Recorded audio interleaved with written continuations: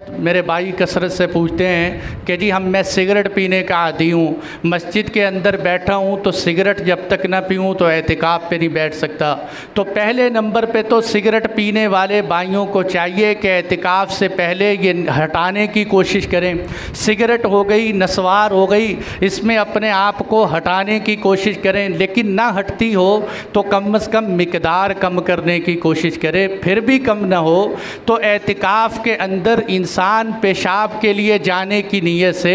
वहाँ जाते जाते सिगरेट पी ले, या वहाँ बैतुल खला से फारिग होते हुए सिगरेट पीते पीते मस्जिद के अंदर जब दाखिल हो जाए तो उसको फेंक दे, यानी इतनी गुंजाइश है। और अगर किसी की सिगरेट नस्वार के बाद लोग इतने आदी हो जाते हैं कि अगर वो ना पिएँ तो उनकी तबीयत ही ख़राब हो जाती है, तो ऐसा आदमी जिसकी तबीयत ही ख़राब हो जाए वो तो सिगरेट पीने की नीयत से भी मस्जिद से बाहर जा सकते हैं, क्योंकि अब इसकी तबीयत हाजत तबई बन गई है। और इसी